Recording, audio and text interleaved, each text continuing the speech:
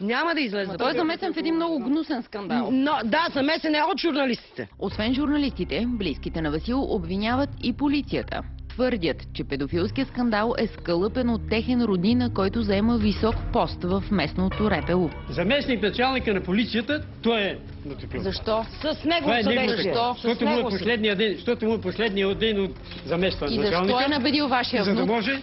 Защото ни е братовчет. За това. Всичко е скълъпено от него. Потърсихме за коментар и Николай Делиев, заместник началник на РПУ Велинград, когато близките на Васил посочват като автор на скандала. Той е първи братовчет на разследвания Васил Ковачев. Не иска да коментира детайли по случая, тъй като има образувано досъдебно производство. Не, това не е вярно. Аз нито съм скълъпвал нещата. Просто групата, която ги е следила най-малко 6 месеца. Аз нямам никакво отношение към това и нищо не съм скълъпил. И установено, че става въпрос за педофилски Да, и установено, истории. че става въпрос за педофилски въпрос, точно така. Защо намесват личен елемент вашите роднини? Личен елемент на меса, защото сме първи братовчеди и като заместник началник, мисли се, тя ще ги пусне и ще прикрие нещата. Това.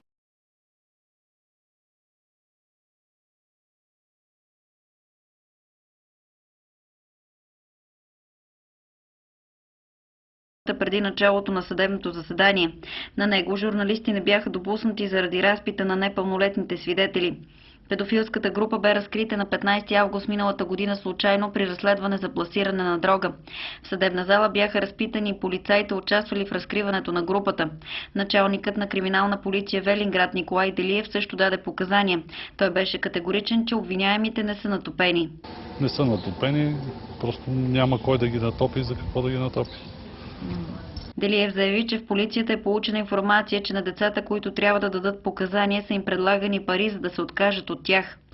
Обикаляни са децата, даване им са по 1500 лева това, което преди делото и след делото, като свършило, също ще им дадат по 1500 лева, но това е информация, която е придобита и казана сега, но не е...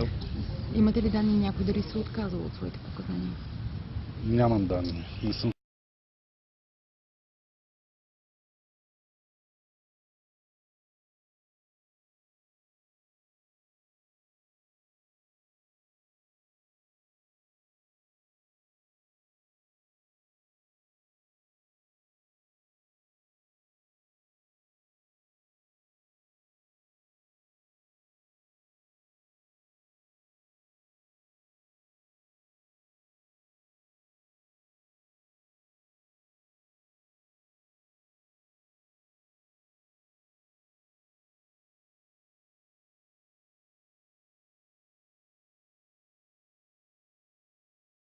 Потърсихме за коментар и Николай Делиев, заместник началник на РПУ Велинград.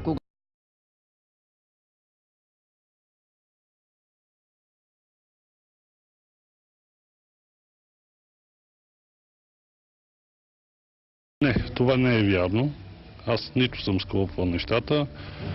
Просто групата, която ги е следила най-малко 6 месеца. Аз нямам никакво отношение към това и нищо не съм скълъпил.